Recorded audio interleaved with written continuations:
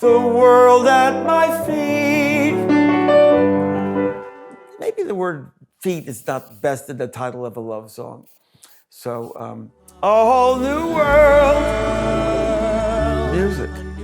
Music has that ability, just with a few notes, to take you somewhere and you go, oh, music has that shortcut. I'm Alan Menken, and I've been a musical theater and film composer for over 50 years. My work includes The Little Mermaid, Beauty and the Beast, Aladdin, Pocahontas, Hercules, Tangled, and many, many more. I'm going to walk you through some of the highlights from my songbook. Let's get started. The Little Mermaid, Part of Your World, 1989. Wandering free, wish I could be part of that world. I wrote the songs for The Little Mermaid with my brilliant collaborator, Howard Ashman. Part of Your World is obviously that genre of song that Howard Ashman would call the I Want song. When Howard and I first wrote Little Shop of Horrors, Somewhere That's Green clearly was the I Want song. The tract house that we share, somewhere that's green. It's that moment when your protagonist says, this is what I want in my life. And in this case, it's Ariel in her grotto saying, I want to be in that world. We jokingly called it Somewhere That's Wet, but really, it's, of course, Somewhere That's Dry is where I want to be. What would I pay to spend a day warm on the sand? It's all about hope. You know, look at this stuff. Isn't it neat? Wouldn't you think my collection's complete? Wouldn't you think I'm the girl who has everything?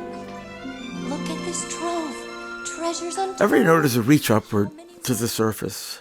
This sequence of notes is meant to capture the essence of moving water. One of the gifts that Howard had so abundantly was to give a contemporary, relatable voice to these classic characters.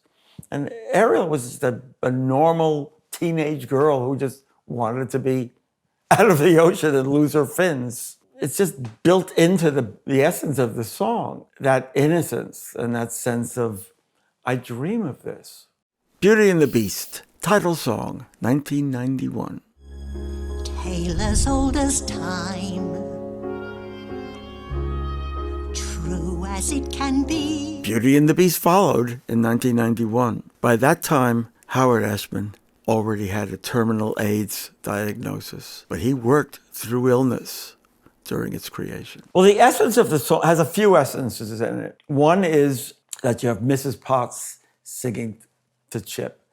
So it's a mother singing like a comforting lullaby to her son about the enduring power of love. Besides that, you have a sense of time passing, like a clock ticking. Give it kind of a timeless quality. Howard passed away before he was able to see the final Beauty and the Beast feature. Those moments of writing these songs were so infused with both the beauty of the moment and the pain of the ephemeral nature of life. Aladdin, Proud of Your Boy, 1992. Proud of Your Boy was written for an early version of Aladdin. When Aladdin had his mother, not atypical for Disney animation, the mother was, God, proud of your boy. I'll make you proud of your boy. Believe me better than I've been, Ma. You're in for a pleasant surprise. And at the end, he's complaining about, well, since I wasn't born perfect like Dad or you. And a lot of people think, since I wasn't born perfect like that. I go, no, it's really supposed to be a kid shrugging and going, well, Mom, I wasn't born perfect like you, but I want to make you proud. When it was decided that Aladdin was going to be adapted for the stage, I said, let's please get back in the songs that Howard and I wrote for the movie. And everybody was totally in favor of that, and we made that work. We couldn't finally make you proud of your boy. After Howard's passing in 1991, Disney asked me to team with lyricist Tim Rice in completing Aladdin. And together, we wrote A Whole New World. I can show you the world, shining, shimmering, splendid. We basically mapped out 3 new songs we were going to write, and prime among them was the Magic Carpet Ride song. But I gave him a lyric, a dummy lyric, the world at my feet. I thought, oh, the world at my feet, there's a good...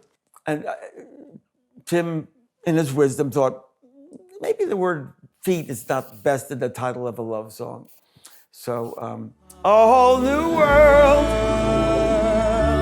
A new fantastic point of view. You want a sense of flight. Structurally, he's drawing a picture for her about where he's taking her, and then she's joining on the journey. A whole new world, a dazzling place I never There knew. is just that gut-brain understanding of the emotional journey of a character, of a moment. We're on this magic carpet ride, and we know it's taking them to a point where they're coming together. For you and me. Pocahontas, Colors of the Wind, 1995. For Pocahontas, I collaborated with Stephen Schwartz, already a Broadway legend, years before he wrote Wicked. Well, that was the first song Stephen Schwartz and I wrote together. I think Stephen came in then with a, you think you own whatever land you land on? Have you ever heard the wolf cry to the blue corn moon, or ask the grinning bobcat why he grinned? I remember when we wrote it, there was a huge amount of excitement at Disney. When you find that initial song, it gives such a lift to the whole project, to give that vocabulary. Basically saying that's the DNA we're going to build from. The Hunchback of Notre Dame, out there, 1996. Stephen Schwartz and I continued our partnership with Hunchback. We were about to start Hunchback of Notre Dame. So I just was at my house, and I was just playing, I didn't know what it was. It was just a classical piece. And Stephen listens to it and he goes, you know what that is? I go, what? He said, that's Quasimodo's song. Out there. Living in the sun. I go, I got chills. I still got chills. And that was one of the few times where a piece of music came first without a dramatic inception. And it was absolutely perfect for that moment. Just to live one day out there. That piece of music existed, and then Stephen put the lyrics onto it, and it was like, oh my God, perfection. We pushed the envelope on Hunchback of Notre Dame, and I'm really proud of that.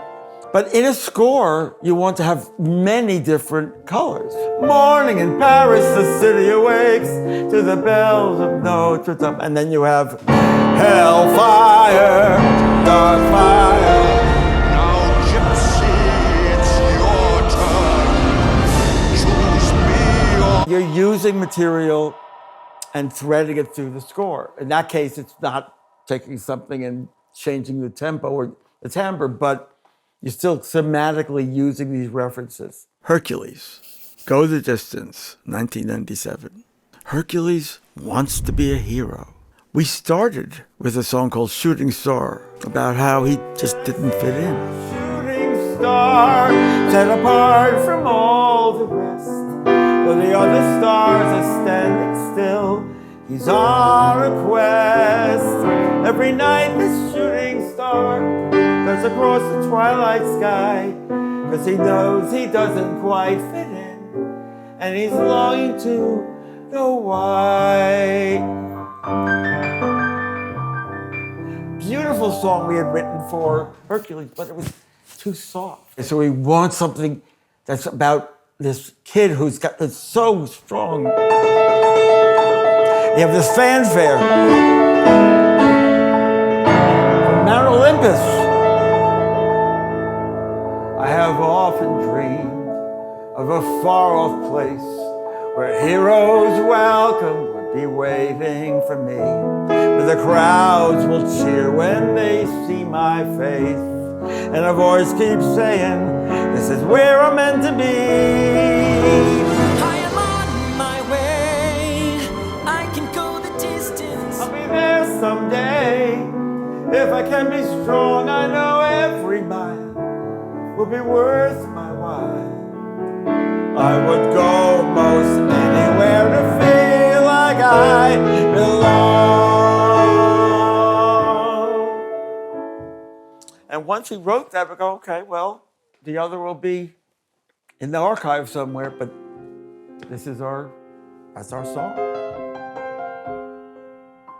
I love the process of writing songs. I love the process of collaborating. I think I'm a very boring person because every day all I want to do is just sit at the piano and just play with the possibilities of music. And the thing you do every day is what you should be doing with your life. I was a terrible student. I hated school, couldn't concentrate. I just wanted to do this. In a way, I feel tethered to my legacy. But of course, legacy is also where my life meets other composers and other artists who have influenced me or who I have influenced. And in a sense, we're part of a joint legacy.